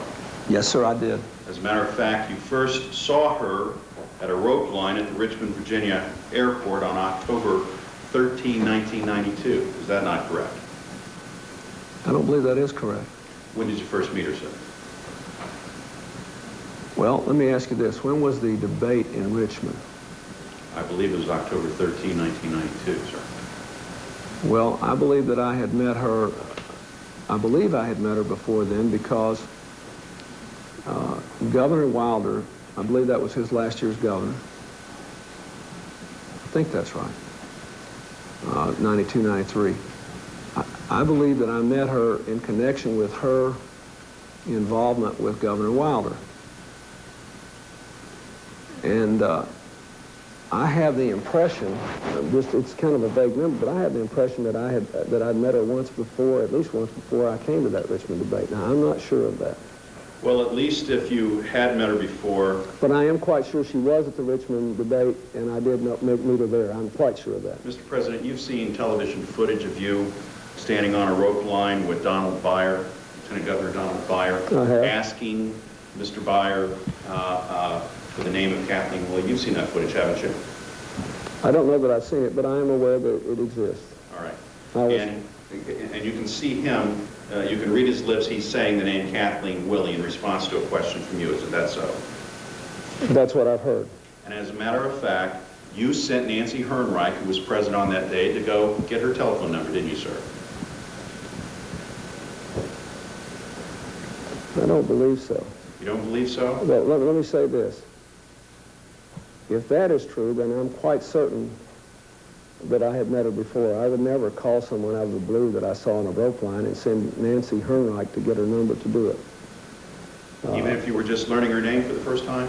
That's correct. I'm not so sure that I didn't ask Don Byer if he was on the rope line with me who she was, because I thought I had seen her before, or I knew I'd seen her before, and I didn't remember her name. Now, I do that all the time, Mr. for men President, and women. I'm sorry. Do you recall that you sent Nancy Hernreich to get her telephone number?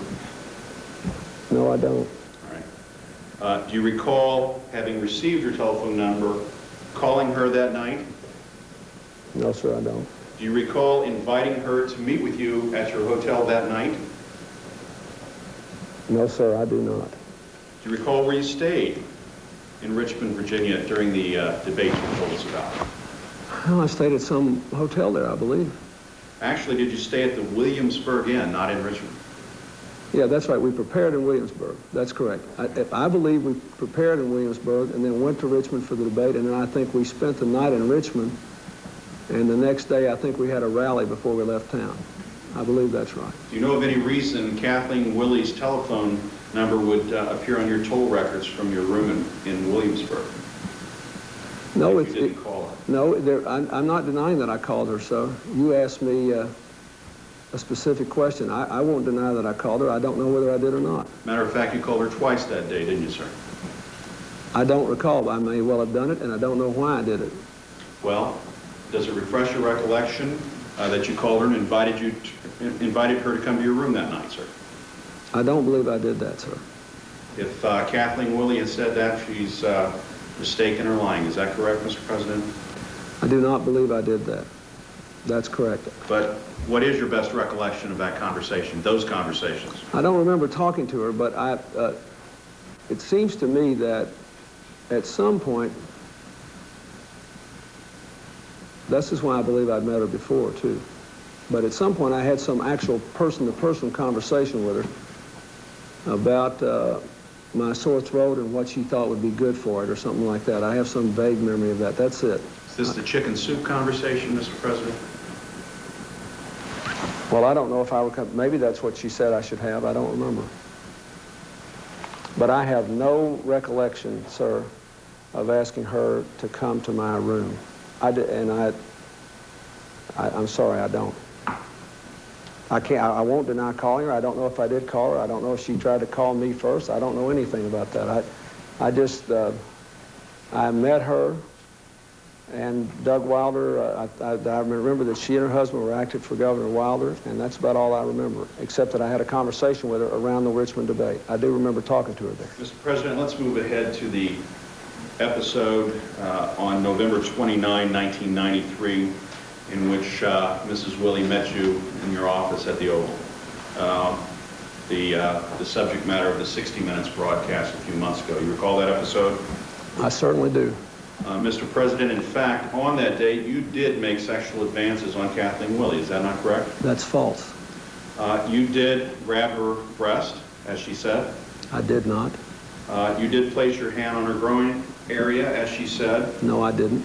And you placed her hand on your genitals, did you not? Mr. Bennett, I didn't do any of that. And the questions you're asking, I think, betray the bias of this operation that has troubled me for a long time. You know what evidence was released after the 60 Minutes broadcast that I think pretty well shattered Kathleen Willey's credibility. You know what people down in Richmond said about her. You know what she said about other people that wasn't true. I don't know if you've made all this available to the grand jury or not. She was not telling the truth. She asked for the appointment with me. She asked for it repeatedly. Did she make a sexual advance on you, Mr. President? On that day, no, she did not. She was troubled. On some other day?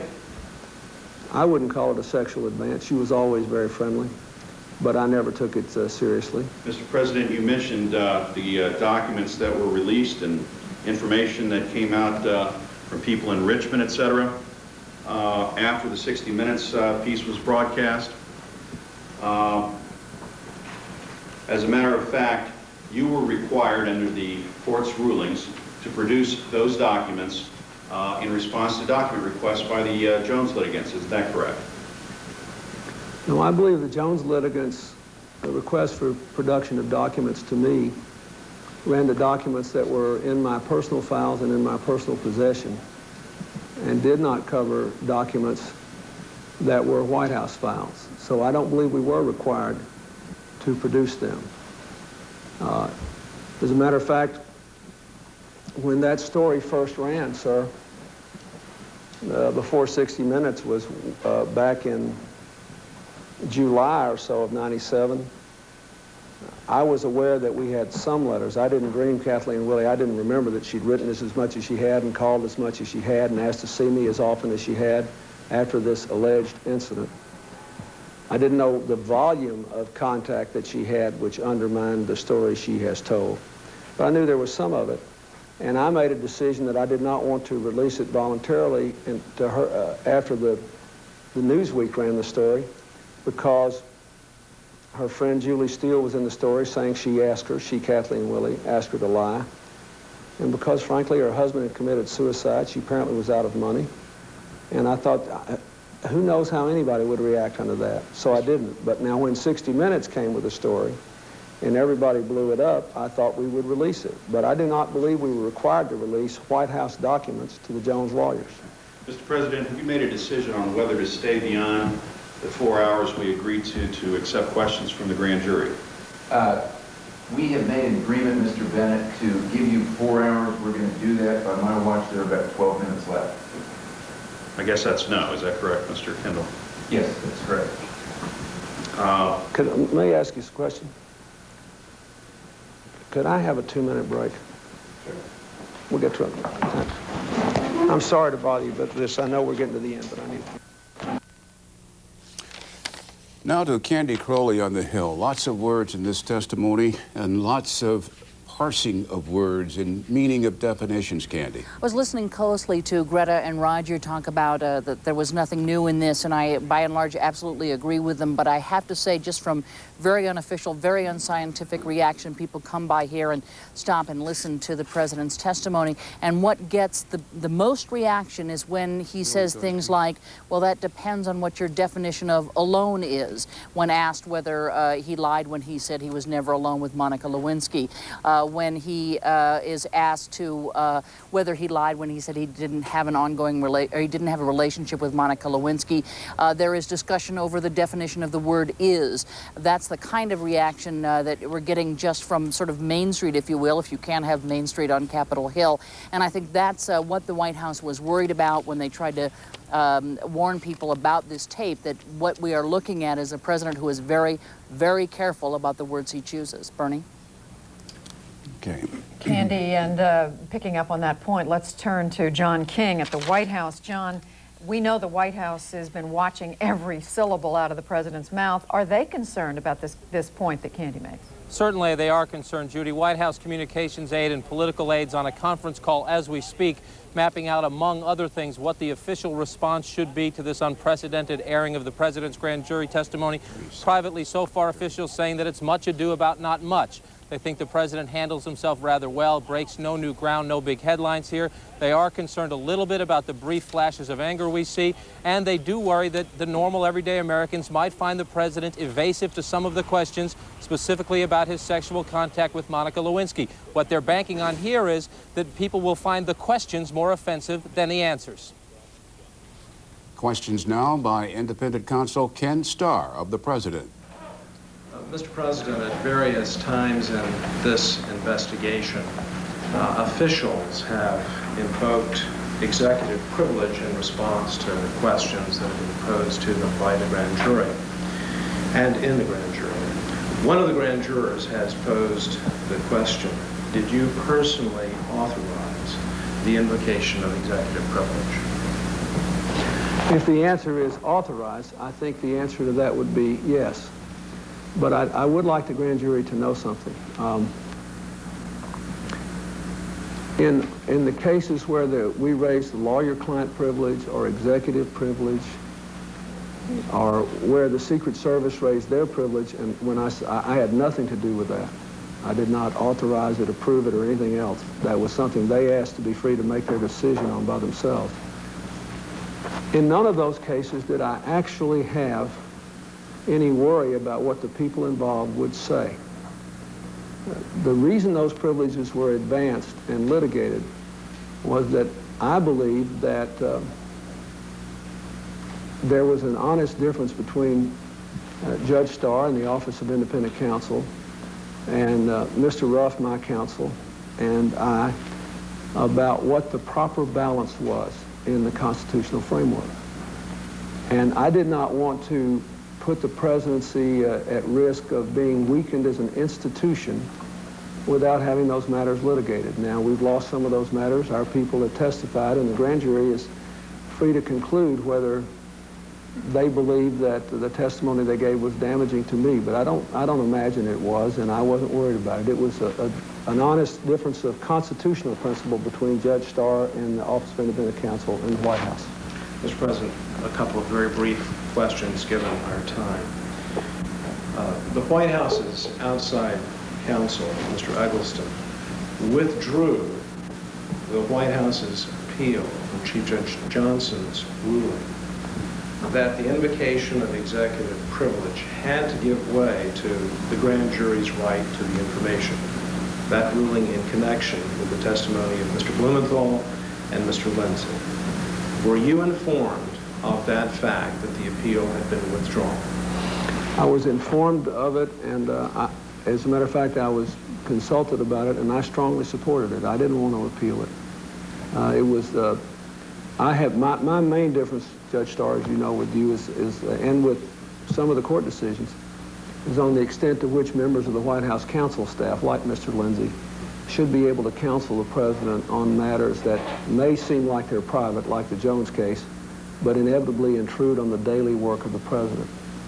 But I didn't really want to advance an executive privilege claim in this case beyond having it litigated so that we had not given up on principle this matter without having some judge rule on it. So excuse me, and you're satisfied that you now have the benefit of that ruling, is that correct? Well, yes, I just didn't want to, I didn't want to, yes, and I think made the call, or at least I supported the call. I strongly felt we should not appeal your victory on the executive privilege issue.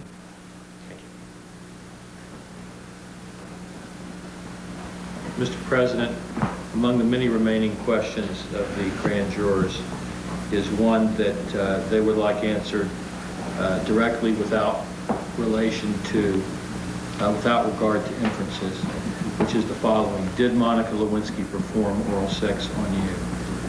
They would like a direct answer to that, yes or no. Well, that's not the first time that question's been asked, but since I believe, and I think any person, reasonable person would believe that that is not covered in the definition of sexual relations I was given, I'm not going to answer except to refer to my statement. I had intimate contact with her that was inappropriate. I do not believe any of the contacts I had with her violated the definition I was given. Therefore, I believe I did not do anything but testify truthfully on these matters. We have a couple of photos of the tie that you wore. And would you please give them to me? Yes. Now, this is this August 6th, is that correct? 1998, the day that Monica Lewinsky appeared at the grand jury. And my question to you on that is, were you sending some kind of a signal to her by wearing one of the ties? Let me finish if you don't mind. Sure, I'm sorry. I apologize.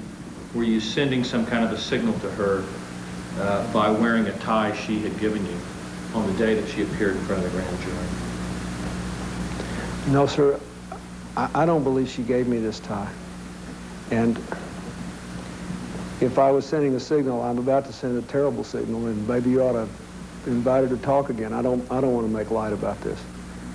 I don't believe she gave me this tie. I don't remember her giving me this tie. And I had absolutely no thought of this in my mind when I wore it. If she did, I don't remember it, and this is the very first I've ever heard of it. Did you realize when you, can I just have for the record, what are the exhibit numbers? Yeah, this should be Jason 5 and 6. All right. Mr. Bennett has some more questions. Mr. President, we were talking about your responses to document requests in the Jones litigation, and I had just asked you about turning over the Kathleen Willey correspondence. You recall that? Yes, sir, I do. And if I understand your testimony, you did not believe that the request for documents compelled you to search for those documents in the White House? Mr. Bennett, I want to answer this question in a way that is completely satisfactory to you and the grand jury without violating the lawyer-client privilege, which is still intact. It was my understanding that in the request for production of documents, that those requests ran against and operated against my personal files. Now, I have some personal files in the White House, and I'm sorry, in this case, I'm not my own lawyer, and I don't know how the distinction is made between, excuse me, files which are the personal files of the president and files which are White House files.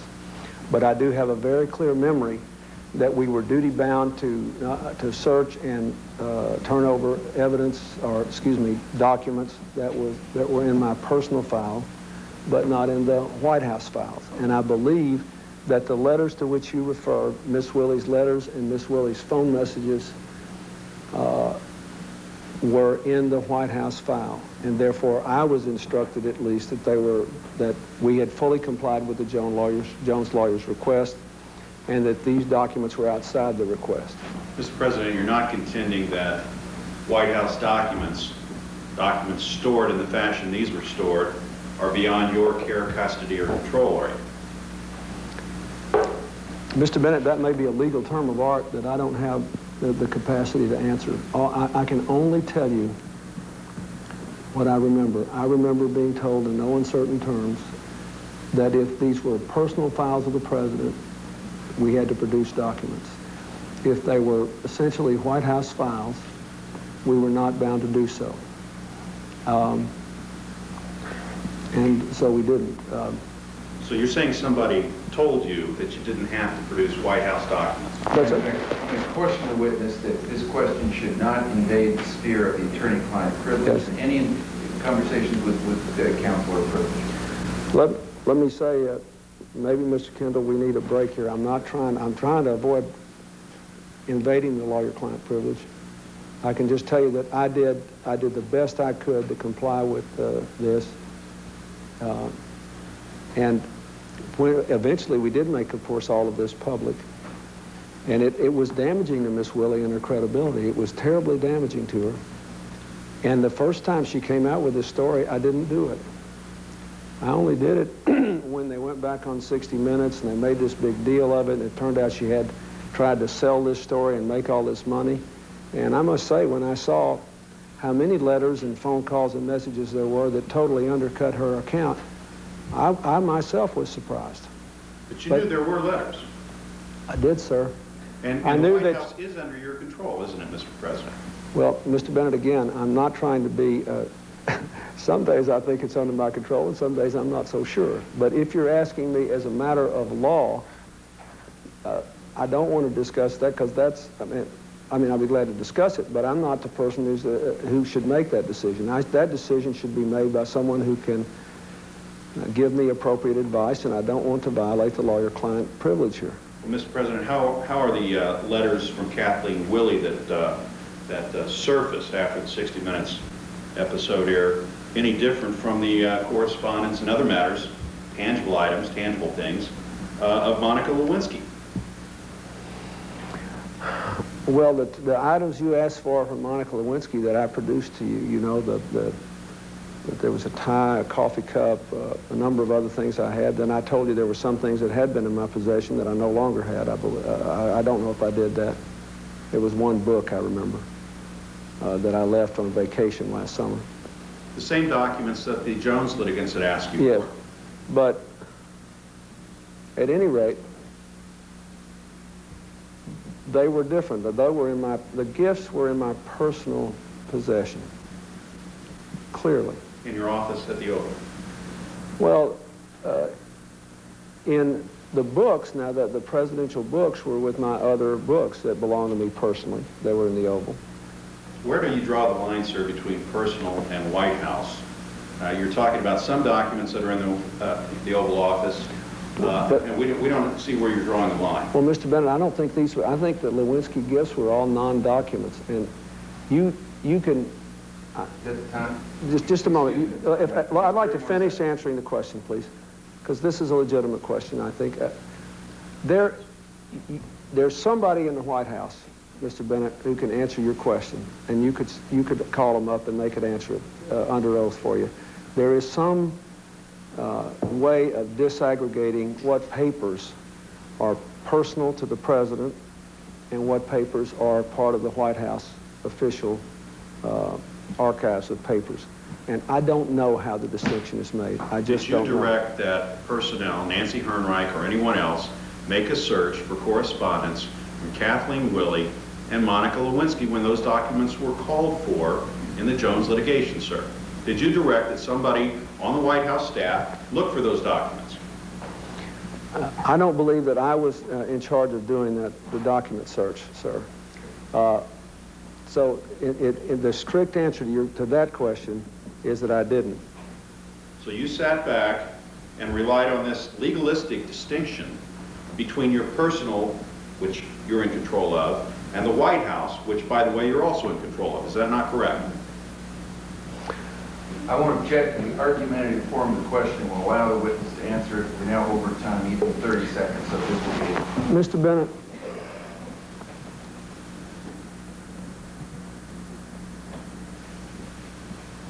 I haven't said this all day long, but I would like to say it now. Most of my time and energy in the last 5.5 years have been devoted to my job. Now, during that 5.5 years, I have also had to contend with things no previous president has ever had to contend with. A lawsuit that was dismissed for lack of legal merit, but that cost me a fortune and was designed to embarrass me. This independent counsel inquiry, which has gone on a very long time and cost a great deal of money, and about which serious questions have been raised, and a number of other things. And during this whole time, I have tried, as best I could, to keep my mind on the job the American people gave me.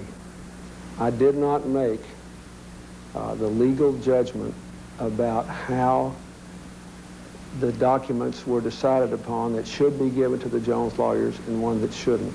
And I might add that Miss Willey would have been very happy that these papers were not turned over because they damaged her credibility so much, had they not ultimately been turned over after she made, I think, the grievous error of going on 60 Minutes and saying all those things that were not true. But I did not make the decision. It was not my job. This thing was being managed by other people. I was trying to do my job.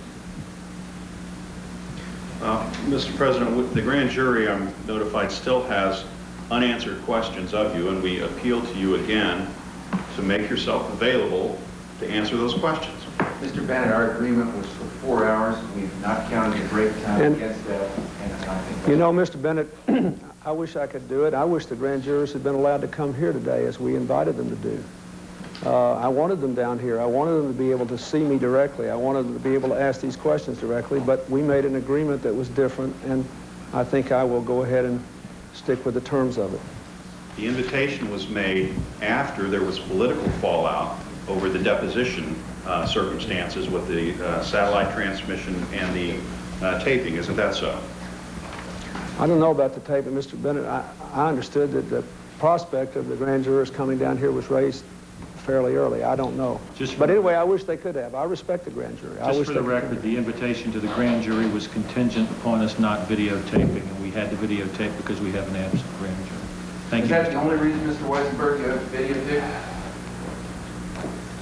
Well, yeah. You want to answer that, Mr. Weisenberg? This is silly. Thank you very much. Well, ironically, with a question about why the videotaping, a question that we did not hear an answer to, Bernie, the president concludes 4 hours and 3 minutes of testimony before the grand jury, initially impaneled in the Whitewater matter, moved on to other things, and ended up looking into the president's relationship with Monica Lewinsky. This was testimony that took place on August the 17th of this year, last month. And it's just been an extraordinary thing to watch all of this, 7 different segments. Let's go now to our legal analyst, Greta Van Susteren and Roger Cossack.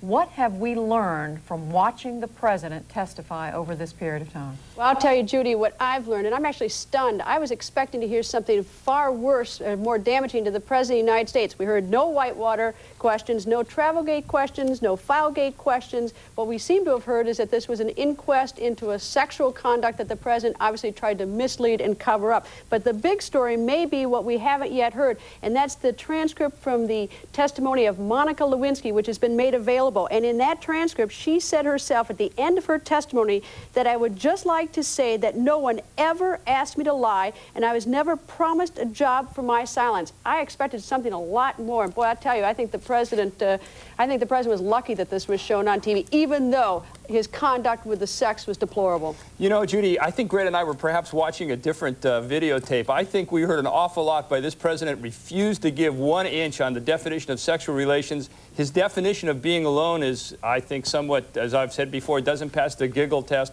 And yes, Monica Lewinsky did say that at the very, very end of her testimony, but she also says a tremendous amount of other things in there which indicate that she was told perhaps to deny the relationship and other things, and particularly contradicts the president's definition of what his idea of what sexual relations are. So I don't, you know, maybe there's nothing new, but there certainly wasn't anything that I thought that was greatly beneficial to the president. But what everyone needs to understand is that in a deposition, a civil lawyer instructs a client, listen to the question carefully, don't help the other side. And while that may be unattractive politically, legally, that's how it's done. That's more than what we're talking about here. His idea of what sexual relations are and his definition of what being alone is just doesn't meet the rest of the world's definition. You two sound like you're arguing a case. I have a question for you. Parse this, please. The President of the United States, in response to a question, says, quote, I am doing my best to cooperate with the grand jury and still protect myself, my family, and my office, unquote. Given his admitted to behavior in or near that office, how can he protect the office? Well, I think, Bernie, he himself has admitted on August 17 and subsequently that he finds even his own conduct to be deplorable. I think he's condemned himself. I mean, obviously, you know, this is not something that he can even defend. Look, his conduct was bad. It was deplorable. But does it ever rise to high crimes and misdemeanors? Frankly, I don't even think after listening to this deposition, my guess is that we're never going to see hearings. Well, I'm not so sure we won't see hearings, and I must tell you that I am somewhat in agreement with Greta about whether or not, at the very worst, this is high crimes and misdemeanors. But to answer your question specifically, Bernie, yes. He cannot. I mean, the only thing he can do is do exactly what he did, is to not go into the details under the theory that he's trying to protect the office, because, you know, the devil is in the details, and he just doesn't want to go into them for obvious reasons. But the details are irrelevant. He said, look, I had an inappropriate sexual relationship with Monica Lewinsky. He never used the word sexual, though, Greta. He said details. Look, he was wrong. Greta, Judy's got a point. I never heard him acknowledge a sexual relationship. He never did, Judy. He never did. An inappropriate, intimate relationship. He never was willing to acknowledge that there was, quote, a sexual aspect. But wait, let me back up, Judy. Definition. What he did was he went to the deposition, subsection 1, that was presented to him by the Paula Jones lawyers on January 17th. And his reason is that in order to have a sexual relationship, whether you buy this or not, is that it had to be sexual intercourse, something he claimed he didn't have. There was nothing whatsoever to prevent. The definition doesn't even claim it has to be intercourse. There was nothing to prevent Paula Jones' lawyers from having a follow-up question, asking him more details. That's the problem, is that he's correct. He misled people in the deposition, but that he was legally accurate. You may not like it, and it may be politically unwise, but frankly, he was asked a question. He has no legal obligation to help the Paula Jones lawyers define the question. It's more than help the Paula Jones. You know, on one hand, he says, listen, I'm the president. Don't humiliate me with these awful, salacious questions. And then on the other hand, he says, well, you see, you didn't ask me the right question. The point is, he is out. He is stuck up on that sexual relation definition. He's stuck